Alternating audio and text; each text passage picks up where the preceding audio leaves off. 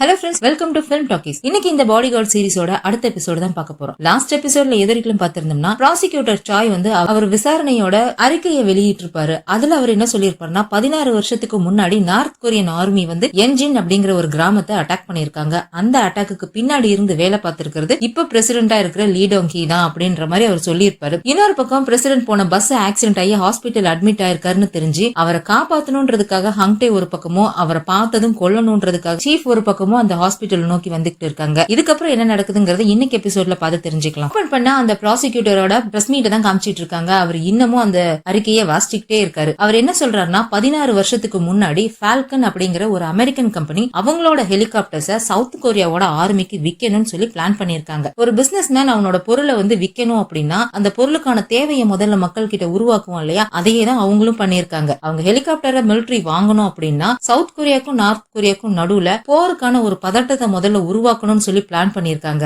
அதுக்கு அவங்க கன்சல்டன்டா சூஸ் பண்ணதுதான் நம்ம பிரசிடென்ட் லீ டாங் ஹீ. அவருக்கு நம்பக தகுந்த மாதிரி ஆளுங்களை வச்சுக்கிட்டு இந்த பிளான் அவர் எக்ஸிக்யூட் பண்ணிருக்காரு அப்படின்னு அவர் சொல்லிட்டு இருக்கும்போதுதான் இங்க ஹாஸ்பிட்டல காமிக்கிறாங்க. ஹங்டேவும் யூனாவும் இப்பதான் அவசரமா ஹாஸ்பிட்டலுக்கு வராங்க. இவங்க உள்ள என்டர் ஆகும் போதே லாபிலேயே டிவில இந்த நியூஸ் ஓடிட்டு இருக்கிறத பாக்குறாங்க. அந்த நியூஸ்ல வந்து ப்ராசிக்யூட்டர் வந்து பிரசிடென்ட்க்கு யாரெல்லாம் உடந்தையா இருந்தாங்க அப்படின்னு சொல்லி ஒரு லிஸ்ட் கொடுக்குறாரு. அதுல ஹங்டேவோட அப்பா பேரை கேட்டதுமே அப்படியே ஷாக் ஆகி போய் நின்னுட்டு அவர் என்ன சொல்றாருன்னு கவனிச்சுக்கிட்டு இருக்கான். அப்ப அந்த ப்ராசிக்யூட்டர் என்ன சொல்றாருன்னா, இந்த மாதிரி அந்த ஃபால்கன்ங்கிற அமெரிக்கன் கம்பெனி வந்து $3 பில்லியன் அவங்களோட ஹெலிகாப்டரை சவுத் கொரியன் ஆர்மிக்கு வித்திருக்காங்க. அந்த வேலையை சக்சஸ்ஃபுல்லா செஞ்சு முடிச்சு கொடுத்ததுக்காக இந்த பிரசிடென்ட் லீ டாங் ஹீக்கு அவங்க $5 மில்லியன் பணத்தை கொடுத்திருக்காங்க. அந்த பணத்தை வச்சுதான் இவர் 16 வருஷத்துக்கு முன்னாடி அவரோட லோன் கம்பெனி ஆரம்பிச்சு அதுல நிறைய லாபம் சம்பாதிச்சிருக்காரு அப்படின்ற மாதிரி இவங்க சொல்லிட்டு இருக்கும் போதே வெளியே நம்ம செக்யூரிட்டி சீஃப் வந்துடுறாரு. அந்த சமயத்துல சீஃப்க்கு ஒரு கால் வருது. யுன்ஜே தான் கால் பண்றான். இன்னொரு ஹாஸ்பிட்டலுக்கு செக் பண்ண போயிருப்பாங்க இல்லையா, அங்க இருந்து கால் பண்ணி இந்த மாதிரி பிரசிடென்ட் இந்த ஹாஸ்பிட்டல் இல்ல, இப்போ நீங்க எந்த ஹாஸ்பிட்டலுக்கு போயிருக்கீங்களோ அங்கதான் பிரசிடென்ட் இருக்காரு அப்படின்னு சொன்னதும் இங்க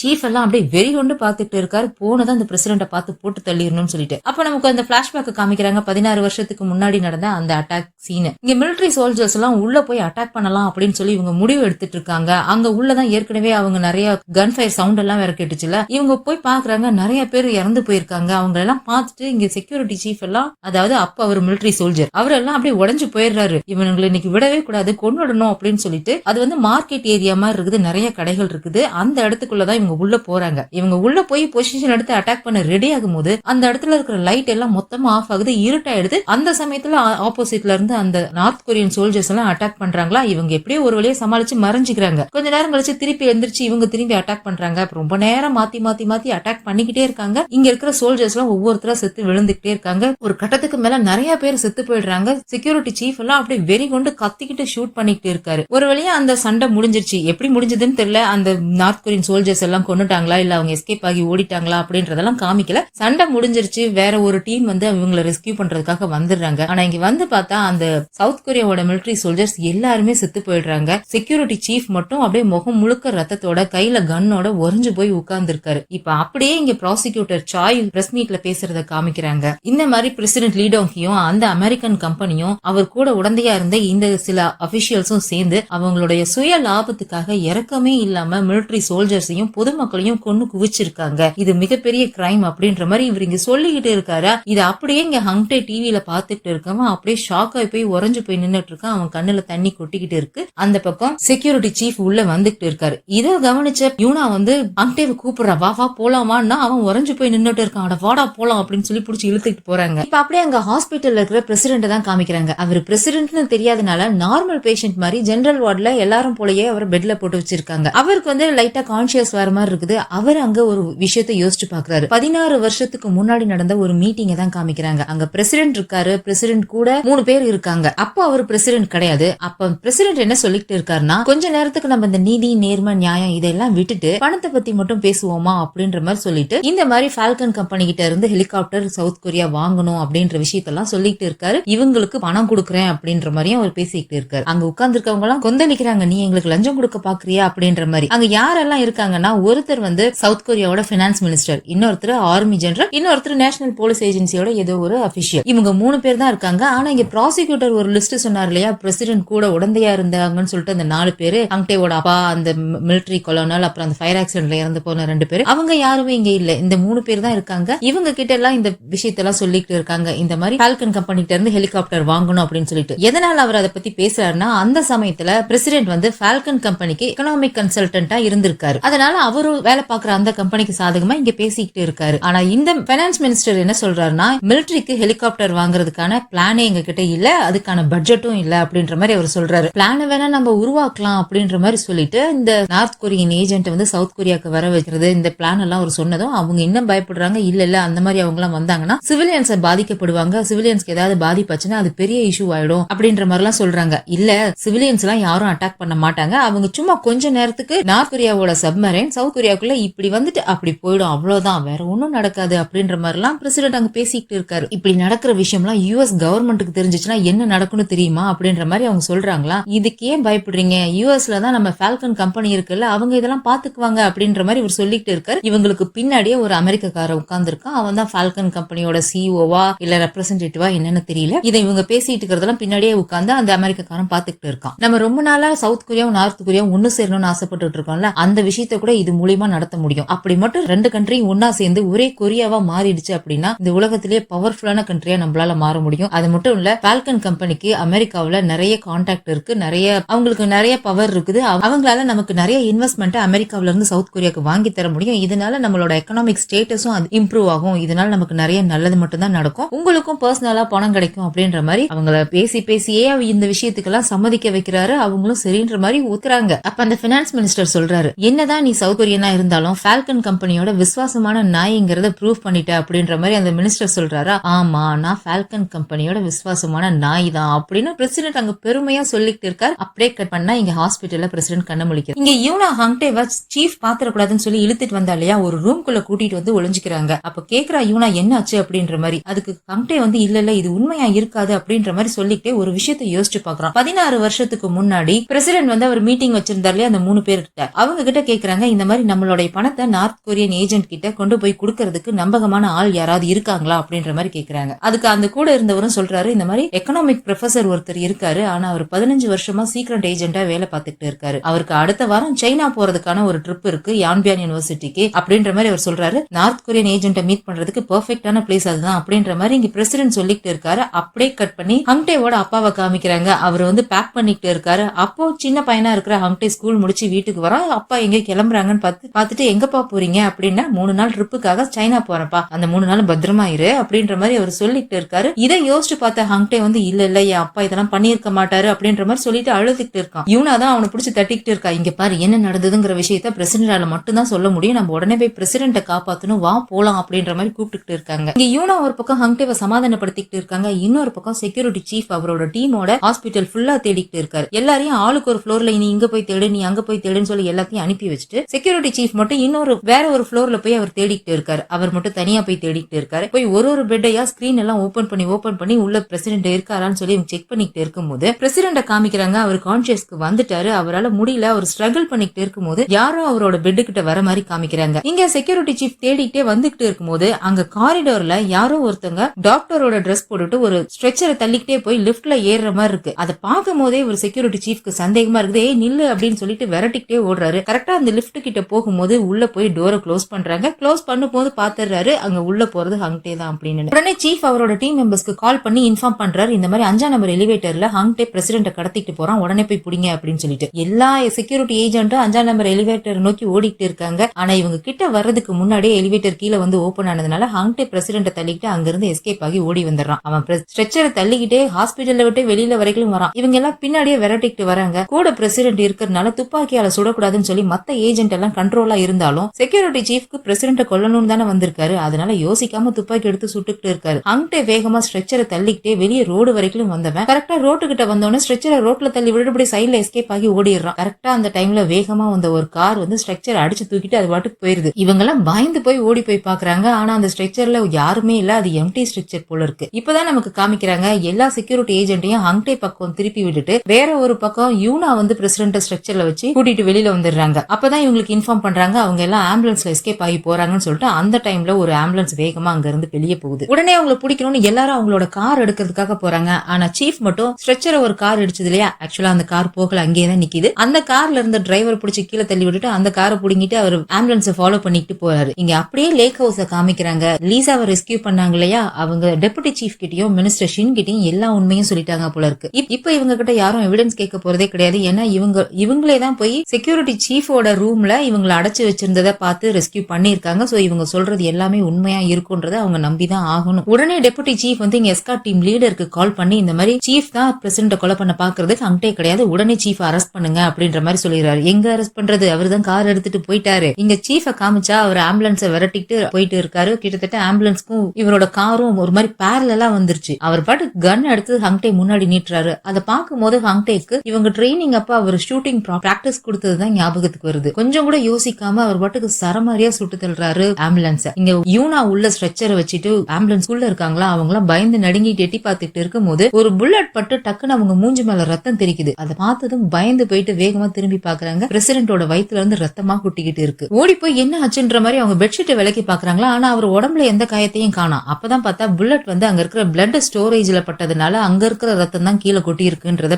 கவனிக்கிறாங்க. அதுக்கப்புறம் இந்த சேசிங் ரொம்ப நேரம் போய்கிட்டே இருக்கா. அப்ப சீஃப் வந்து கன் எடுத்து அந்த ஆம்புலன்ஸோட டயர்லயே சுட்டுறாரு. அதனால கண்ட்ரோல் மிஸ் ஆகி அந்த ஆம்புலன்ஸ் வந்து அங்க இருந்த ஒரு குடோனுக்குள்ள போய் சொருகி நின்னுடுது. சீஃப் காரை விட்டு இறங்கி துப்பாக்கி எடுத்துக்கிட்டு பிரசிடென்ட கொல்றதுக்காக அங்க வந்துட்டு இருக்காரு. இங்க உள்ள ஹங்டேக்கு அடிபட்டு இருக்கு போல இருக்கு. அவன் வழியில வேற துடிச்சிட்டு இருக்கு. சீஃப் ஆம்புலன்ஸ்குள்ள ஏறதுக்கு முன்னாடி ஹங்டே இறங்கி வந்து அவரை தடுத்து நிறுத்தி அவர் கூட சண்டை போட்டுக்கிட்டு இருக்கான். சண்டை போட்டுட்டு இருக்கான்னு சொல்ல முடியாது, அவர்கிட்ட அடி வாங்கிட்டு அவரை வந்து உள்ள போக விடாம தடுத்து நிறுத்திக்கிட்டு இருக்கான். ஏன்னா செக்யூரிட்டி சீஃப் எல்லாம் ஹங்டேவோட குரு இல்லையா, பத்தாததுக்கு அவர் ஒரு மிலிட்டரி சோல்ஜரா வேற இருந்திருக்காரு. அவர்கிட்ட ஹங்டேவால சண்டை போட்டு ஜெயிக்க முடியுமா? செம்மையா அடி வாங்குறான், பயங்கரமா அடி வாங்குறான். அவர் 10 அடி அடிச்சா ஹங்டேவால திருப்பி ஒரு அடி கொடுக்கறதுக்கே கஷ்டமா இருக்குது. அவரை தடுத்து நிறுத்திக்கிட்டு இருக்கானே தவிர அவனால சீஃபா அடிச்சு ஜெயிக்கவே முடியல. அந்த சமயத்துல இங்க ஆம்புலன்ஸ்குள்ள இருக்கிற பிரசிடென்ட்க்கு கான்சியஸ் வருது. நான் எங்க இருக்கேன், யார் நீ, இங்க என்ன பண்ற, நான் என்ன பண்றேன் அப்படின்ற மாதிரி எல்லாம் கேட்டுட்டு இருக்காரு. யூனா அங்க இன்ட்ரோடியூஸ் பண்ணிட்டு இருக்கா. சார் நான் போலீஸ் ஆபீசர் யூனா, சேஜோ போலீஸ் ஸ்டேஷன்ல இருந்து வந்திருக்கேன்னு சொல்லி பிரசிடென்ட் கிட்ட இன்ட்ரோடியூஸ் பண்ணிட்டு இருக்கா. இங்க ஒரு கட்டத்துக்கு மேல ஹங்டேவால சீஃப் தடுக்க முடியல அப்படின்னு தெரிஞ்சோன்னா அவர்கிட்ட எமோஷனலா சண்டை போட ஆரம்பிச்சிடறான். ஏன் இப்படி எல்லாம் பண்றீங்க, பிரசிடென்ட் நீங்களே இப்படி கொல்ல போறீங்க அப்படின்ற மாதிரி அவன் கத்திக்கிட்டு இருக்கானா.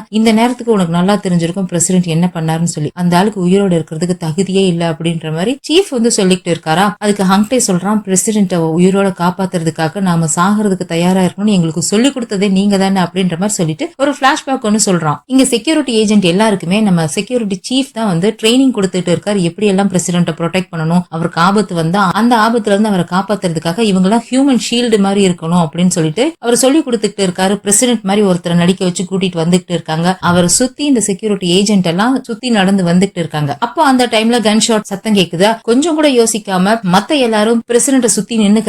ஹங்டே என்ன பண்றானா, அந்த கன் ஷாட் பிரசிடென்ட் மேல படுறதுக்கு முன்னாடி இவன் குறுக்க போய் இவன் நெஞ்சில கன் ஷாட் வாங்கிட்டு கீழே விழுந்து செத்து போயிடுற மாதிரி நடிக்கிறான். அதுக்கப்புறம் கீழே விழுந்தவன் சிரிச்சுக்கிட்டு இருக்கானா. அப்ப செக்யூரிட்டி சீஃப் தான் வந்து அவனை தூக்கி விட்டுட்டு பிரசிடென்ட்காக சாகிறதுக்கு நீ தயாரா இருக்கியா அப்படின்ற மாதிரி கேக்குறாரு. நான் எந்த நேரமும் தயாரா இருப்பேன்னு சொல்லி ரொம்ப ப்ரௌடா அவன் சொல்லிட்டு இருக்கான். அந்த விஷயத்தை இப்ப ஹங்டே சொல்லிட்டு பிரசிடென்டோட உயிரை காப்பாத்துறதுக்காக நீங்க சாகிறதுக்கு தயாரா இருக்கணும்னு எங்களுக்கு சொல்லி கொடுத்ததே நீங்க தான். இப்ப நீங்களே பிரசிடென்ட கொல்றதுக்காக வந்திருக்கீங்க. நீங்க பிரசிடென்ட கொல்லணும்னா அதுக்கு முன்னாடி நீங்க என்ன கொல்ல வேண்டி இருக்கும் அப்படின்ற மாதிரி ஹங்டே சொல்றானா. அப்ப கண்டிப்பா உன்னை கொன்னுடுவேன் அப்படின்னு சொல்லிட்டு துப்பாக்கி எடுத்து ஹங்டேவை சுட போறாரு. டக்குன்னு அவர் கையிலேயே அடிச்சு துப்பாக்கி கீழே தள்ளி விட்டுட்டு மறுபடியும் சண்டை போட்டுக்கிட்டு இருக்கான். ஹங்டே சீஃபை ஹர்ட் பண்ணணும்னு நினைக்கல, ஆனா அவர் எப்படியாவது தடுத்து நிறுத்தணும்னு நினைக்கிறதுனால அவர்கிட்ட கெஞ்சிக்கிட்டு இருக்கான். பேசி பேசி அவரை சமாதானப்படுத்த ட்ரை பண்ணிக்கிட்டு இருக்கான். தயவு செஞ்சு இப்படி எல்லாம் பண்ணாதீங்க சீஃப், இந்த பிரசிடென்ட் யாரா இருந்தாலும் எப்பேற்பட்ட ஆளா இருந்தாலும் அவரை காப்பாற்ற வேண்டியது நம்மளோட கடமை. ஏன்னா மக்கள் அவரை தேர்ந்தெடுத்திருக்காங்க. அதனால என்ன நிலைமையில அந்த பிரசிடென்ட் இருந்திருந்தாலும் அவரை நம்ம காப்பாத்தி ஆகணும்னு எங்களுக்கு சொல்லி கொடுத்ததே நீங்க தான், இந்த மாதிரி பண்ணாதீங்க அப்படின்ற மாதிரி இவங்க கத்திக்கிட்டு இருக்கானா. அதுக்கு சீஃப் சொல்றாரு, அந்த ஆளுக்கு பிரசிடென்டா இருக்கிறதுக்கும் தகுதி இல்ல, உயிரோட இருக்கிறதுக்கும் தகுதி இல்ல அப்படின்ற மாதிரி சொல்லிட்டு ஹங்டேவை அடிச்சுட்டு துப்பாக்கி எடுத்து ஹங்டேவை பாயிண்ட் பண்ணி நின்னுட்டு இருக்காரு. இது எல்லாத்தையுமே உள்ள இருந்து கேட்டுக்கிட்டு இருந்த பிரசிடென்ட்க்கு வெளியே நிக்கிறது என்னோட செக்யூரிட்டி ஏஜென்ட் தானே, என்ன விட நான் வெளியில போகணும் அப்படின்றாரு. ஆனா யூனா வந்து பிரசிடென்ட் போகிறதுக்கு விட மாட்டேங்கிறா, தடுத்து நிறுத்திக்கிட்டே இருக்காளா. அவளை புடிச்சு தள்ளி விட்டுட்டு இவர் எந்திரிச்சு வெளியில வந்துடுறாரு. இவர் டோர் ஓபன் பண்ணிட்டு வெளியில வராருங்கிறத கவனிச்ச சீஃப் வந்து அப்படியே கன்னை வந்து பிரசிடென்ட் பக்கம் திருப்பிடுறாரு. பிரசிடென்ட நோக்கி கன்னை நீட்டிட்டு நின்னுட்டு இருக்காரா. இங்க ஹங்டேவுக்கு கீழ இருந்து இன்னொரு கன் கிடைக்கிறதுனால அவன் வந்து சீஃபை நோக்கி கன்னை நீட்டிட்டு நின்னுட்டு இருக்கான். அப்ப ஹங்டே ஒரு விஷயம் யோசிச்சு பாக்குறான். இவங்க ட்ரைனிங் அப்ப சீஃப் சொன்னது, அதாவது நீங்க வந்து தயக்கம் காட்டுற 0.01 செகண்ட்ல எதிரி வந்து புல்லட் ஃபயர் பண்ணி ஜெயிச்சுட்டு போயிடுவான், அதனால நீங்க தயக்கம் எப்பவும் காட்டவே கூடாது அப்படின்ற மாதிரி இவர் சொல்லிட்டு இருக்கும் போதே இங்க சீஃப் வந்து பிரசிடென்ட் நோக்கி கன்னு ட்ரிகர் அழுத்துறாரு. புல்லட் ஃபயர் ஆகுது. யூனாவோட முகத்துல எல்லாம் ரத்தம் தெரிக்குது. ஆனா அங்க விழுறது வந்து பிரசிடென்ட் கிடையாது, சீஃப் தான் கீழே விழுறாரு. ஏன்னா சீஃப் பிரசிடென்ட் நோக்கி கன் ஃபயர் பண்றதுக்கு முன்னாடி ஹங்டே வந்து சீஃப சுட்டுட்டான் போல இருக்கு. சீஃப் வந்து அப்படியே செத்து கீழே விழுந்துடுறாரு. ஹங்டே எல்லாம் சீஃப கொண்டுட்டோமே அப்படின்னு சொல்லிட்டு உறைஞ்சு போய் நின்னுட்டு இருக்கான். அவனுக்கு கண்ணுல இருந்து தண்ணி கொட்டிக்கிட்டு இருக்கு. அப்போ ஹங்டே பிரசிடென்ட பார்த்து கேக்குறான், அந்த ப்ராசிக்யூட்டரோட ரிப்போர்ட்ல சொன்ன விஷயம் எல்லாமே உண்மையா அப்படின்ற மாதிரி கேக்குறான். அது எதுவுமே உண்மை இல்ல தானே, என் அப்பாவும் நீங்களும் எந்த தப்பும் பண்ணல தானே, தயவு செஞ்சு சொல்லுங்க அப்படின்ற மாதிரி இவன் கேட்டுக்கிட்டு இருக்கான். அதை கேட்கும் போது ஹங்டேவால கேட்கவே முடியல, அழுதுகிட்டே தான் கேட்டுக்கிட்டு இருக்கான். ஆனா அங்க பிரசிடென்ட் வந்து அந்த ரிசல்ட் எல்லாமே உண்மைதான் வேற சொல்லிடுறாரு. இதை கேட்டோன்னே ஹங்டேவால அது நம்பவே முடியல. கரெக்டா அந்த டைம்க்கு எஸ்கார்ட் டீம் எல்லாரும் வந்துடுறாங்க. பிரசிடென்ட் ரெஸ்கியூ பண்ணி கூட்டிட்டு போயிடுறாங்க. இங்க ஹங்டே கத்திக்கிட்டு இருக்கான், போகாதீங்க, நில்லுங்க, எனக்கு உண்மையை சொல்லிட்டு போங்க, அது கண்டிப்பா உண்மையா இருக்காது, என் அப்பா எந்த தப்பும் பண்ணிருக்க மாட்டாருன்னு சொல்லி இவங்க கத்திக்கிட்டே இருக்கான். எஸ்கார்ட் டீம்ல இருக்கவங்க அவனை பிடிச்சி தடுத்து நிறுத்தி வச்சிருக்காங்க. இந்த பிரசிடென்ட் லேக் ஹவுஸ்க்கு போனதுல இருந்து இப்ப சீஃப கொலை பண்ணி அவரை காப்பாத்தின வரைக்கும் எல்லாமே ஒரே நாள் ராத்திரியில நடந்தது. இந்த ஒரு நாள் ராத்திரியில நடந்ததே கிட்டத்தட்ட 5 எபிசோடு கிட்ட வந்துருச்சு. இப்ப அவர் கொண்டு போய் ஹாஸ்பிட்டல் அட்மிட் பண்ணிடுறாங்க. அவருக்கு அங்க ட்ரீட்மெண்ட் நடந்துட்டு இருக்கு. ஒரு 2 நாளைக்கு அப்புறம் அவரை பாக்குறதுக்காக மினிஸ்டர் ஷின் அங்க ஹாஸ்பிட்டலுக்கு வராரு. அவர் வரும்போதே இங்க டெபுட்டி சீஃப் கிட்ட திட்டிக்கிட்டே வராரு. பிரசிடென்ட் ப்ரொடெக்ட் பண்ண வேண்டிய செக்யூரிட்டி சர்வீஸோட சீஃபே வந்து அவரை கொலை பண்ண ட்ரை பண்ணிருக்காரு. இந்த லட்சணத்துல தான் இருக்குது உங்களோட செக்யூரிட்டி சர்வீஸ் அப்படின்ற மாதிரி திட்டிக்கிட்டே வராரு. இங்க உள்ள வந்தா பிரசிடென்ட பார்த்து முறைக்கிறாரா. அதுக்கு பிரசிடென்ட் இருந்துகிட்டு, நான் பேஷண்ட் பா, என்கிட்ட இவ்வளவு கடுமையெல்லாம் நடந்துக்காது அப்படின்ற மாதிரி அவர் சொல்லிட்டு இருக்காரு. இங்க இவர் டாக்டர்கிட்ட இவரோட நிலைமை எப்படி இருக்கு அப்படின்னு விசாரிச்சுட்டு இருக்காங்க. சின்ன சின்ன காயம் தான் சார் இருக்கு, ஒரு வாரம் ரெஸ்ட் எடுத்தா போதும் அப்படின்ற மாதிரி அந்த டாக்டரும் சொல்லிட்டு போயிடுறாரு. நீங்க எல்லாம் வெளியில போங்க, நான் பிரசிடென்ட் தனியா பேசணும் அப்படின்ற மாதிரி மினிஸ்டர் ஷின் சொல்றாரா. ஆனா அதுக்கு டெபுட்டி சீஃப் ஒத்துக்க மாட்டேங்கிறாரு. இது எமர்ஜென்சி சிச்சுவேஷன், பிரசிடென்ட்க்கு டைட் செக்யூரிட்டி கொடுக்க வேண்டியது அவசியம், அதனால நாங்க ஒரு நிமிஷம் கூட அவரை விட்டுட்டு போக மாட்டோம் அப்படின்ற மாதிரி சொல்லிடுறாரா. ஒரே ஒரு நிமிஷம் பேசிக்கிறேன்ப்பா, வெளியில போங்க அப்படின்னு கேட்டா அவங்க போகவே மாட்டேங்கிறாங்க. அதுக்கு உடனே பிரசிடென்ட் சொல்றாரு, நான் உயிரோட இருக்கணும்னு நினைக்கிறவங்களும் மினிஸ்டர் ஷின் ஒரு ஆளு, அதனால நீங்க அவரை தாராளமா நம்பலாம், நீங்க வெளியில போங்க, அவர் கண்டிப்பா என்ன கொல்ல மாட்டாரு அப்படின்ற மாதிரி சொன்னதும் சரின்ட்டு எல்லாரும் வெளியில போயிடுறாங்க. அவங்க போனதுக்கு அப்புறம் மினிஸ்டர் ஷின் பிரசிடென்ட பிடிச்சி திட்டிக்கிட்டே இருக்காரு. எதனால இப்படி பண்ணுனீங்க, நீங்க அங்க ரயில்வே ஸ்டேஷனுக்கு ப்ராசிக்யூட்டர் சாய பாக்குறதுக்காக தான் போனீங்கன்னு எனக்கு நல்லா தெரியும், அது நீங்க என்கிட்ட சொல்லி இருக்கலாம்ல, நீங்க என்னையோ இல்ல ப்ளூ ஹவுஸ்ல இருக்க உங்களோட ஸ்டாஃப்ஸையோ யாரையும் நீங்க நம்பவே இல்லல அப்படின்ற மாதிரி அவர் கோச்சிக்கிறாரு. நீங்க போனதுக்கு அப்புறம் என்னெல்லாம் நடந்துச்சு தெரியுமா, எவனோ ஒருத்தன் பிரசிடென்ட்டையே அசாசினேட் பண்ண பார்த்தான், இந்த ப்ராசிக்யூட்டர் சாய் நீங்க கொலகார அப்படின்ற மாதிரி சொல்லிட்டு இருக்காரு, என்னதான் நடக்குது அப்படின்ற மாதிரி மினிஸ்டர் ஷின் வந்து சொல்லிட்டு இருக்காரு. நேஷனல் போலீஸ் ஏஜென்சி வந்து இந்த கேஸ் இன்வெஸ்டிகேட் பண்ணிட்டு இருக்காங்க. உங்களை அசாசினேட் பண்ண கேஸ்ல வந்து ஏஜென்ட் ஹங்டே கியோங், agent Lisa, police officer Yuna 3 பேரையும் இன்வெஸ்டிகேட் பண்ணிட்டு இருக்காங்க. அவங்க செக்யூரிட்டி சர்வீஸ்ல இருக்க எல்லாரையுமே இன்வெஸ்டிகேட் பண்ணுவாங்க.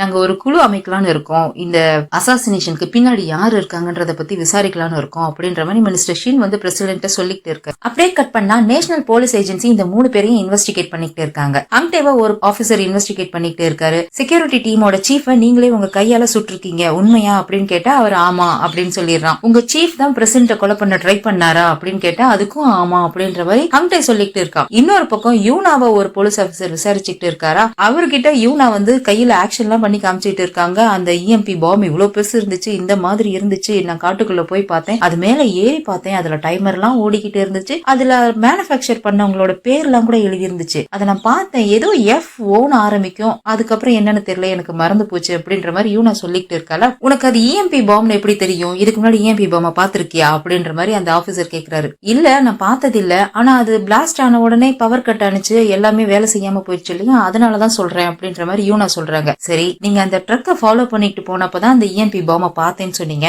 அந்த ட்ரக்ல வந்த டிரைவர் அந்த இஎம்பி பாம்ப இன்ஸ்டால் பண்றத பாத்தீங்களா அப்படின்னு கேக்குறாங்க. இல்ல அதை நான் பாக்கல அப்படின்ற மாதிரி யூனா சொல்லிடுறாங்க. இன்னொரு பக்கம் லீசாவை ஒரு ஆபீசர் விசாரிச்சுட்டு இருக்காரு. அவங்க கிட்ட லீசா வந்து இந்த மாதிரி ஹங்டே வந்து சந்தேகப்பட்டான், டென்னிஸ் கோர்ட் ஒருவேளை டென்னிஸ் கோர்ட்டோட டோர் ஓபன் ஆகி இருந்துச்சுன்னா செக்யூரிட்டி சர்வீஸ் டீமுக்குள்ள இருந்து தான் யாரோ ஒருத்தவங்க பிரசிடென்ட் ஷூட் பண்ணிருக்க முடியும்னு அவன் சந்தேகப்பட்டான் அப்படின்ற மாதிரி அவங்க சொல்லிட்டு இருக்காங்களா. ஆனா அந்த டென்னிஸ் கோர்ட்டோட கேட் ஓபன் ஆகவே இல்லையே, அது க்ளோஸ் ஆகி இருந்துச்சு அப்படின்றத அங்க இருந்த செக்யூரிட்டி ஏஜென்ட் எல்லாம் சொல்லியிருக்காங்க அப்படின்ற மாதிரி அந்த ஆபீசர் சொல்லிட்டு இருக்காரு. இங்க ஹங்டேவை விசாரிச்சிட்டு இருக்க ஆபீசர் கேக்குறாரு, உங்க சீஃப் இதை தனியா பிளான் பண்ணாரா இல்ல கூட்டாளி யாராவது இருந்தாங்களான்னு. அது எனக்கு தெரியாது சார் அப்படின்றா. அந்த கலோனலோட மர்டர் கேஸ் என்னாச்சு, நீங்க நிஜமாவே அவர் சாகும் போது அந்த சஸ்பெக்ட பாத்தீங்களா அப்படின்னு கேட்டா இத பத்தி எல்லாத்தையும் நான் முன்னாடியே சொல்லிட்டேன் அப்படின்ற மாதிரி ஹங்டே சொல்லிடுறான். இங்க இன்னொரு பக்கம் யூனா என்ன சொல்லிட்டு இருக்காங்கன்னா, அந்த ட்ரக் வந்து பிரசிடென்டோட அசாசினேஷன்ல மட்டும் இல்ல, செக்ரட்டரி ஹானோட ஆக்சிடென்ட்லயும் அதே டைம்ல நடந்த இன்னொரு ஃபயர் ஆக்சிடென்ட்லயுமே சம்பந்தப்பட்டிருக்கு, தயவு செஞ்சு அந்த ட்ரக்கை பத்தி விசாரிங்க அப்படின்ற மாதிரி யூனா சொல்லிட்டு இருக்காங்களா. நீங்க சொல்ற எல்லாத்துக்கும் ஏதாவது ப்ரூஃப் இருக்கா அப்படின்ற மாதிரி அந்த ஆபீசர் கேக்குறாரு. இல்ல என்கிட்ட எதுவும் இல்ல அப்படின்ற மாதிரி சொல்லிடுறாங்களா. சரி அவ்வளவுதான், இன்னைக்கு இன்வெஸ்டிகேஷன் முடிஞ்சிச்சு, நீங்க போலாம், வெளியூரோ வெளிநாடோ எங்கேயும் போகாதீங்க, இன்வெஸ்டிகேஷன் முடியற வரைக்கும் நீங்க இங்கேயே இருக்கணும் அப்படின்ற மாதிரி சொல்லிட்டு அவர் போக பாக்குறாரு. அப்ப அவரை தடுத்து நிறுத்தி யூனா கேக்குறாங்க, நான் இவ்வளவு தூரம் சொன்னேன், ஆனா நீங்க ஏன் என்கிட்ட அந்த ட்ரக்கோட நம்பரே கேட்கவே இல்ல அப்படின்ற மாதிரி கேக்குறாங்க. நீ சொல்றது எல்லாமே உண்மையா இருந்தா கண்டிப்பா அந்த ட்ரக்கோட நம்பர் போலியா தான் இருக்கணும், அதனாலதான் நான் கேட்கவே இல்லை அப்படின்னு சொல்லிட்டு அவர் பாட்டு கிளம்பி போயிடுறாரு. ஆனா இங்க யூனாக்கு இந்த இன்வெஸ்டிகேஷன் சாட்டிஸ்ஃபைடாவே இல்லாத மாதிரி இருக்கு. இவங்க எல்லாம் ஏதோ நேர்மையா விசாரிக்காத மாதிரி இவங்களுக்கு தோணுது. இங்க ஹாஸ்பிட்டல்ல காமிச்சா மினிஸ்டர் ஷின் பிரசிடென்ட் சொல்லிட்டு இருக்காரு, இந்த மாதிரி ப்ராசிக்யூட்டரோட இன்வெஸ்டிகேஷனுக்கு சோர்ஸ் எங்க இருந்து கிடைச்சது, அவருக்கு இந்த இன்ஃபர்மேஷன் எல்லாம் யார் கொடுத்தாங்க, எங்க இருந்து கலெக்ட் பண்ணாருங்கிற விஷயத்தை பத்தி நான் விசாரிச்சுட்டு இருக்கேன், யார் இதுக்கு பின்னாடி இருக்காங்கன்றத நான் சீக்கிரமா கண்டுபிடிச்சிடுறேன் அப்படின்ற மாதிரி மினிஸ்டர் ஷின் சொல்லிட்டு இருக்காரா. அதுக்கு பிரசிடென்ட் கேக்குறாரு, நீ ஏன் என்கிட்ட கேட்கவே இல்ல,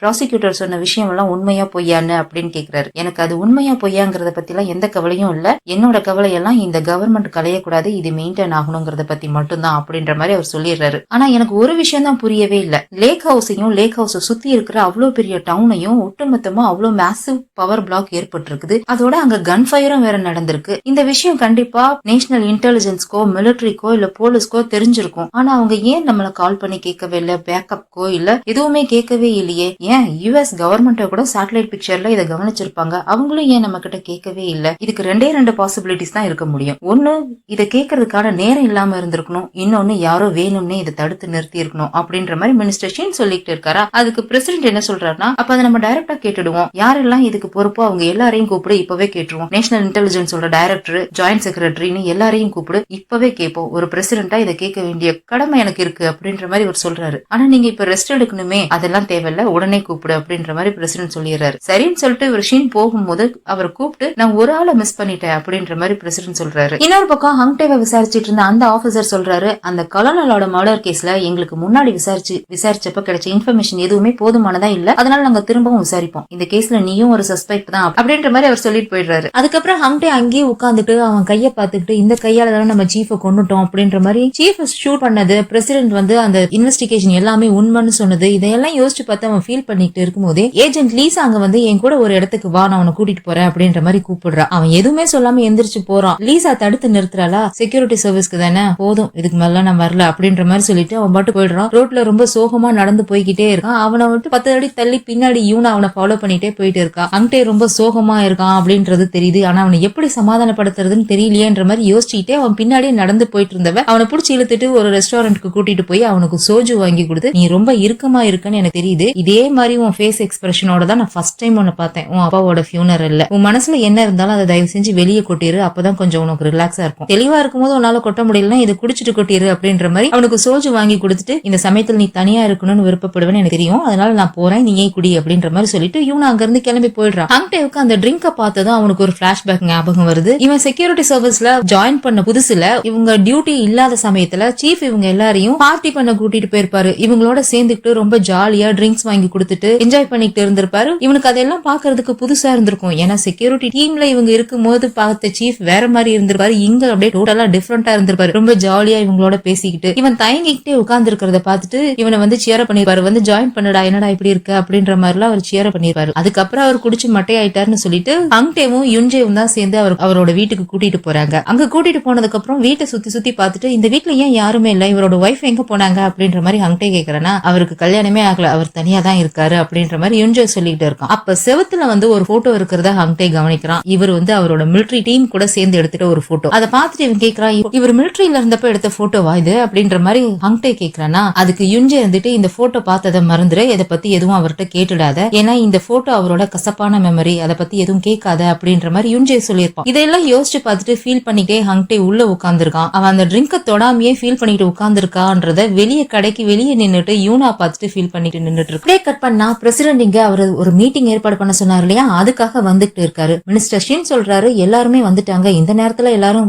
சொன்னதும் வந்துருவாங்கன்னு நான் எதிர்பார்க்கவே இல்ல அப்படின்ற மாதிரி சொல்லிட்டு இருக்காரு. அவங்களுக்கு தேவை இருக்கு, அதனாலதான் வந்திருக்காங்க அப்படின்ற மாதிரி பிரசிடென்ட் சொல்றாரு. ஏதாவது ப்ராப்ளமா அப்படின்ற மாதிரி மினிஸ்டர் ஷின் கேக்குறாரு. எனக்கு ஒரு ஹெல்ப் பண்றீங்களா, நீங்க எல்லாரும் இங்கே இருக்கீங்களா, நான் உள்ள மீட்டிங்க்கு தனியா போகணும்னு நினைக்கிறேன் அப்படின்ற மாதிரி சொல்லிட்டு செக்யூரிட்டி டீம் மினிஸ்டர் ஷின் எல்லாத்தையும் வெளியில நிக்க வச்சுட்டு இவர் மட்டும் உள்ள தனியா போறாரு. உள்ள போனா அது ஆக்சுவலா வந்து ஒரு ஹோட்டல்ல தான் அந்த மீட்டிங் நடக்குது. அந்த ரூம் வந்து எக்ஸாக்டா 16 வருஷத்துக்கு முன்னாடி இவங்க ஒரு மீட்டிங் நடத்தினாங்க இல்லையா, அதே ரூம் தான் போல இருக்கு. அவர் அங்க போகும்போதே அவருக்கு அந்த ஞாபகம் தான் வருது. உள்ள போகும்போதே முன்னாடியே என்னோட செக்யூரிட்டி டீம் வந்து இந்த ரூம் ஃபுல்லா செக் பண்ணிட்டாங்க, இங்க எந்த பாம்பும் இல்ல, எந்த கேமராவும் இல்ல, எந்த பக்கும் இல்ல, நீங்களும் இதை செக் பண்ணிருப்பீங்கன்னு நினைக்கிறேன் அப்படின்ற மாதிரி சொல்லிக்கிட்டே அங்க வந்து உட்கார்றாரு. அங்க மீட்டிங்க்கு வந்திருக்கிறது யாருன்னா 16 வருஷத்துக்கு முன்னாடி பிரசிடென்ட் கூட சேர்ந்து மீட்டிங் போட்டு இந்த நார்த் கொரியன் ஏஜென்ட் கூட ஒரு வேலை பார்த்தாங்க இல்லையா, அதே ஆளுங்க தான் இப்ப இப்பயும் இங்க உட்கார்ந்துருக்காங்க. இப்ப அப்படியே நமக்கு அந்த பழைய பிளாஷ்பேக் காமிக்கிறாங்க. 16 வருஷத்துக்கு முன்னாடி ஒரு மீட்டிங் நடந்துச்சு இல்லையா, அதுதான் அந்த பினான்ஸ் மினிஸ்டர் கூட பிரசிடென்ட பார்த்து சொல்லியிருப்பாரு, நீ வந்து ஃபால்கனோட நாய் அப்படின்னு சொல்லிட்டு. அதுக்கு வந்து பிரசிடென்ட் சொல்லியிருப்பாரு, ஆமா நான் ஃபால்கனோட நாய் தான், நீ யாரோட நாய் அப்படின்ற மாதிரி திருப்பி கேட்டிருப்பாரு. அதை கேட்டு பினான்ஸ் மினிஸ்டருக்கு கோவம் வந்திருக்கும். பணத்தட்டுப்பாடு வந்துச்சுன்னா நார்மல் பீப்புள்லாம் அவங்க கிட்ட இருக்கிற விலை மதிப்பில்லாத பொருட்களை வித்து அப்போது தேவையை பூர்த்தி செஞ்சுக்குவாங்க. ஆனா பணக்காரங்களும் பவர்ஃபுல்லானவங்களும் அவங்களோட பேராசையை நிறைவேற்றிக்கிறதுக்காக நாட்டையே வித்துடுவாங்க. இது ஒண்ணும் தப்பான விஷயம் கிடையாது, நம்ம யாரையும் குறை சொல்ல முடியாது, இது நார்மலா நடக்கிற விஷயம் தானே. ஆனா நீங்க ஒண்ணு இங்க நாட்டை விற்க போறது கிடையாதே, உங்களுக்கு நீங்க செய்யற வேலைக்கு உங்களுக்கான ஷேர் கண்டிப்பா வந்து சேர்ந்துரும் அப்படின்ற மாதிரி பணம் முன்னாடி நிக்கும் போது நம்ம மத்தத பத்தி எல்லாம் யோசிக்கவே கூடாது அப்படின்ற மாதிரி பிரசிடென்ட் சொல்லிட்டு இருக்கும் போதே அந்த வெள்ளக்காரன் பக்கத்துல இன்னொரு ஆள் உட்கார்ந்து இருக்காரு. அவர் கை தட்டிக்கிட்டே எந்திரிச்சு வராரு. மிஸ்டர் லீ சொன்னது ரொம்ப கரெக்ட், அவர் சொன்ன பிளான் மட்டும் கரெக்டா எக்ஸிக்யூட் ஆயிடுச்சுன்னா உங்களுக்கு நீங்க எதிர்பார்க்கிற ஷேர் கண்டிப்பா வந்து சேரும் அப்படின்னு வந்துருச்சு வராரு. இந்த ஆள் யாருன்னு உங்களுக்கு ஞாபகம் இருக்கா? இந்த சீரிஸோட ஃபர்ஸ்ட் எபிசோட்ல ஃபர்ஸ்ட் சீன்ல காமிச்சிருப்பாங்க. ஹங்டேவோட அப்பாவோட கார் ஆக்சிடென்ட் ஆன சமயம் பிரசிடென்ட் வந்து ஒரு ஹோட்டல்ல யாரோ ஒரு ஆள் கூட உட்காந்து பேசிக்கிட்டு இருந்திருப்பாரு. அவர் ஏதோ ஹெல்ப் கேட்டிருப்பாரு. நீ கேட்கிற ஹெல்ப்பை நான் செய்யவும் மாட்டேன், அது நீயும் செய்யக்கூடாது, இனிமே நம்ம ரெண்டு பேரும் இந்த மாதிரி மீட் பண்ணிக்க வேண்டாம், நம்ம ரெண்டு பேரும் இனிமே நண்பர்களும் கிடையாது அப்படின்ற மாதிரி கோவமா திட்டிட்டு எந்திரிச்சு வந்திருப்பாரு. அந்த ஆள் தான் இவரும் அந்த 16 வருஷத்துக்கு முன்னாடி நடந்த அந்த பிளான்ல இருந்திருக்காரு போல இருக்கு. அவர் வந்து இந்த ஆளுங்களுக்கு எல்லாம் நீங்க கேட்டதை நான் ஆஃபர் பண்றேன், நான் கேட்கறத நீங்க செஞ்சு முடிக்கணும் அப்படின்ற மாதிரி சொல்லிட்டு அவங்க எல்லாம் கூட்டிட்டு போறாரு. இப்ப அப்படியே கட் பண்ணி பிரசன்ட்ல காமிக்கிறாங்க. பிரசிடென்ட் வந்து கேக்குறாரு, நான் செத்துருப்பேன்னு நினைச்சிருப்பேன்ல, நான் உயிரோட திரும்பி வருவேன் எதிர்பார்த்திருக்க மாட்டேன்ல அப்படின்ற மாதிரி ஆப்போசிட்ல இருக்கிற ஆள்கிட்ட கேட்டுட்டு இருக்காரு. ஆப்போசிட்ல யாரு இருக்கான்னு பார்த்தா அதே அந்த 4வது ஆள் தான் அங்க உட்கார்ந்து இருக்கா. அப்ப அந்த ஆள் சொல்றான், நீ என்ன சொல்றனே எனக்கு தெரியல அப்படின்ற மாதிரி சொல்லிட்டு வரானா, நான் தான் உங்ககிட்ட அப்பவே சொன்னேன்ல, நீ எதையும் செய்யாத, நீ செய்யணும்னு நினைக்கிற எதையும் செய்யாதன்னு சொல்லி சொன்னேன்ல அப்படின்ற மாதிரி பிரசிடென்ட் வந்து கேக்குறாரா. அதுக்கு அந்த ஆள் மெதுவா எந்திரிச்சு வந்துட்டு நடந்துகிட்டே பிரசிடென்ட் கிட்ட நடந்துகிட்டே ஒரு விஷயம் சொல்லிக்கிட்டே வராரு. நீ தான் எல்லாத்தையும் பண்ண, நீ தான் எங்க எல்லாரையும் ஒண்ணு சேர்த்த, நீ தான் எல்லா பிளானையும் சொன்ன, அதே மாதிரி நீ தான் எங்களுக்கு முதல்ல துரோகமும் பண்ணன. கடல்ல குதிக்கணும் நீ ஆசைப்பட்டினா நீ மட்டும் தனியா போய் குதிக்க வேண்டியதானே, எதுக்கு எங்க எல்லாரையும் சேர்த்து இழுத்துட்டு குதிக்கணும்னு நினைக்கிற அப்படின்ற மாதிரி பிரசிடென்ட்டோட காதுல போய் சொல்லிட்டு இருக்கானா. துரோகம் பண்ணது நான் கிடையாது நீ தான் அப்படின்னு சொல்லிட்டு அப்படியே ஒரு பிளாஷ்பேக் ஒண்ணு காமிக்கிறாங்க. அந்த மீட்டிங்ல இந்த ஆள் வந்து மத்த 3 பேரையும் பேசி கூட்டிட்டு போயிருப்பாரு இல்லையா, எல்லாருக்கும் செட்டில்மெண்ட் பண்றேன்னு சொல்லிட்டு. அவங்க போனதுக்கு அப்புறம் பிரசிடென்ட்டோட முகமே அப்படியே மாறி இருக்கும், ரொம்ப சோகமா உட்கார்ந்து இருப்பாரு. அவங்க எல்லாத்தையும் பேசி அனுப்பி வச்சுட்டு அந்த ஆள் திரும்பி ரிட்டர்ன் வந்து அங்க பிரசிடென்ட் முன்னாடி உட்கார்ந்துட்டு, இப்ப சொல்லு, ஏதோ 2 விஷயம் என்கிட்ட கேட்கணும்னு கேட்டியே, என்ன விஷயம் அது அப்படின்ற மாதிரி கேட்டுட்டு முன்னாடி வந்து உட்காரானா. அப்ப பிரசிடென்ட் வந்து கேக்குறாரு, முதல் விஷயம், நாம பிளான் பண்ண மாதிரியே நடக்கணும், நீ எதுவும் மாத்தக்கூடாது, நார்கொரியாவோட சப்மரைன் கடல்ல மிதந்துட்டு அப்படியே திரும்பி போயிடணும், யாரையும் கொல்லக்கூடாது அப்படின்ற மாதிரி கேட்டிருப்பாரு. ஆமா அதுதான் நம்ம பிளான், அவங்க வந்துட்டு போயிடுவாங்க அவ்வளவுதான், யாரையும் கொல்ல மாட்டோம் அப்படின்ற மாதிரி அந்த ஆள் சொல்லியிருப்பான். 2வது விஷயம், இதுக்கப்புறமும் என்ன ஃபால்கனோட நாயா இருக்க சொல்லக்கூடாது அப்படின்ற மாதிரி ரொம்ப இறுக்கமாவும் கோவமாவும் அவர் சொல்லியிருப்பாரு. அந்த ஆளுன்னு சொல்றது நல்லா இல்ல, நம்ம வில்லன் வச்சுக்குவோம். இப்ப அப்படியே பிரசன்ட்ல காமிக்கிறாங்க. இந்த விஷயத்தெல்லாம் பிரசிடென்ட் சொல்லவும் அதுக்கு அந்த வில்லன் வந்து சொல்றான், நான் என்னோட ப்ராமிஸ காப்பாத்தினல, அதுக்கப்புறம் நீ ஃபால்கனோட டாகா இல்லையே, ரிபப்ளிக் ஆஃப் கொரியாவோட பிரசிடென்டா இருந்திருக்க அப்படின்ற மாதிரி இந்த வில்லன் சொல்றானா. அதுக்கு பிரசிடென்ட் இருந்துட்டு, ஆமா நான் பிரசிடென்டா தான் இருந்தேன், ஆனா பிரசிடென்ட கொலை பண்ணணும்னு முயற்சி பண்றது மிகப்பெரிய தப்பு, அந்த தப்புக்கான தண்டனை என்ன தெரியுமா, நீ பான் வித் சில்வர் ஸ்பூனாவே இருந்தாலும் மரண தண்டனையை உன்னால தவிர்க்கவே முடியாது அப்படின்ற மாதிரி பிரசிடென்ட் சொல்றாரு. நீ என்ன சொல்றன்னு சத்தியமா எனக்கு புரியவே இல்ல. நான் கேள்விப்பட்டேன் 2 நாளைக்கு முன்னாடி யாரோ உன்னை அட்டாக் பண்ண ட்ரை பண்ணாங்களா, அதுவும் செக்யூரிட்டி சர்வீஸோட சீஃப் தான் நான் கேள்விப்பட்டேன், அவரு தானே உன்னை அட்டாக் பண்ண ட்ரை பண்ணாரு அப்படின்ற மாதிரி வில்லன் சொல்றான். இந்த விஷயத்த நான் இப்படியே விடுவேன்னு நினைக்காத, இதை நான் முழுசா இன்வெஸ்டிகேட் பண்ணுவேன், இதுக்கு பின்னாடி நீ தான் இருக்கன்றதையும் கண்டிப்பா வெளியே கொண்டு வருவேன், அது மட்டும் இல்ல நீங்க எல்லாரும் செஞ்ச எல்லாத்தையும் நான் வெளியில கொண்டு வருவேன், அதுக்கான தண்டனை மரணத்தை விட மோசமா இருக்கும், அதை ஃபேஸ் பண்ண தயாராயிரு அப்படின்ற மாதிரி சொல்லிட்டு பிரசிடென்ட் அங்க இருந்து எந்திரிச்சு போறாரு. போனவரை தடுத்து நிறுத்தி, நீ தான் என்கிட்ட சொன்ன நாயா இருந்தா நாய் மாதிரி நடந்துக்க தெரியணும் அப்படின்னு சொல்லிட்டு இந்த வில்லன் சொல்றானா. ஆமா நான் தான் சொன்னேன், ஆனா நான் இன்னொன்னையும் சொன்னேன், இதுக்கப்புறம் நான் யாரோட நாயாவும் இருக்க மாட்டேன் அப்படின்னு சொல்லிட்டு அவர் பாட்டுக்கு கிளம்பி போயிடுறாரு. இங்க இன்னொரு பக்கம் ஹங்டே செக்யூரிட்டி சீஃபோட வீட்டுக்கு தான் வந்திருக்கான். இதுக்கு முன்னாடி ஒரு தடவை அந்த வீட்டுக்கு வந்தப்ப அவன் தான் பாஸ்வேர்டு போட்டிருப்பான், அதை ஞாபகப்படுத்திட்டு அந்த டோரை அதே பாஸ்வேர்டு போட்டு ஓபன் பண்ணிட்டு உள்ள போறான். உள்ள போகும்போது முன்னாடியே அவரோட மிலிட்டரி போட்டோ ஒண்ணு இருக்கும் இல்லையா, குரூப் போட்டோ, அந்த போட்டோ கீழே விழுந்து உடஞ்சு கிடக்கு. இது ஏன் இப்படி உடஞ்சிருக்கு அப்படின்ற மாதிரி யோசிச்சுக்கிட்டே போய் அந்த போட்டோ எடுத்து பாத்துட்டு இருக்கான். இப்ப அப்படியே கட் பண்ணி இந்த மீட்டிங் தான் காமிக்கிறாங்க. பிரசிடென்ட் தான் எந்திரிச்சு வெளியில போயிட்டாருல, இங்க இந்த பினான்ஸ் மினிஸ்டர் வந்து சொல்லிட்டு இருக்காரு, அவர் சொன்னதெல்லாம் உண்மைதான், அவர் இப்பவும் பிரசிடென்டா இருக்காரு, அவரை கொலை பண்ண ட்ரை பண்ணது நாம தான் மட்டும் வெளியே தெரிஞ்சிச்சுன்னா நாம தான் பிரச்சனையில மாட்டிக்குவோம் அப்படின்ற மாதிரி அவர் சொல்லிட்டு இருக்காரு. அதுக்கு இந்த வில்லன் சொல்றான், இந்த சண்டையை நம்ம முடிக்கணும்னா அதுக்கு ஒரே வழி யாராவது ஒருத்தர் சாகணும், ஆனா நாம உயிரோட இருக்கணும்னா அதுக்கு ஒரே வழி இந்த பிரசிடென்ட் சாகணும் அப்படின்ற மாதிரி இந்த வில்லன் நீங்க சொல்லிட்டு இருக்கும் போதே இங்க ஹங்டேவை காமிக்கிறாங்க. அவன் அந்த போட்டோவை பார்த்துட்டு ஷாக் ஆயிட்டு இருக்கான். செக்யூரிட்டி சர்வீஸ்ல சீஃப் மட்டும் இல்ல பிரசிடென்ட கொல்லணும்னு நினைக்கிறது இன்னும் ஒரு ஆளும் இருக்காங்க அப்படின்ற மாதிரி அவன் சொல்லிட்டு ஷாக் ஆயிட்டு இருக்கான். இங்க அப்படியே பிரசிடென்ட் வெளியில போகும்போது அவரை சுத்தி செக்யூரிட்டி டீம்ல இருக்க எல்லாரும் போயிட்டு இருக்காங்களா, அவங்கள ஒவ்வொருத்தரையா காமிக்கிறாங்க. சோ பிரசிடென்ட கொல்லணும்னு நினைக்கிற அந்த இன்னொரு ஆள் யாரு செக்யூரிட்டி சர்வீஸ்ல இருக்காங்கன்றது தெரியும். இதோட இந்த எபிசோட் முடியுது. இதுக்கப்புறம் என்ன நடந்துச்சுங்கறத அடுத்த எபிசோட்ல பார்த்து தெரிஞ்சுக்கலாம். இந்த கதையும் கதை விளக்கமும் உங்களுக்கு பிடிச்சிருந்துச்சுன்னா மறக்காம ஒரு லைக் பண்ணிடுங்க. அப்படியே உங்க ஃப்ரெண்ட்ஸ்க்கு ஷேர் பண்ணிட்டு ஏதாவது விமர்சனம் இருந்துச்சுன்னா அதை கமெண்ட்ல தெரிவிச்சிருங்க. அடுத்த எபிசோட மிஸ் பண்ணாம பார்க்கணும்னா ஃபிலிம் டாக்கிஸ் சேனலை சப்ஸ்கிரைப் பண்ணி பெல் ஐக்கானை கிளிக் பண்ணி வச்சுக்கோங்க. அடுத்த எபிசோட்ல சந்திக்கலாம். பாய்.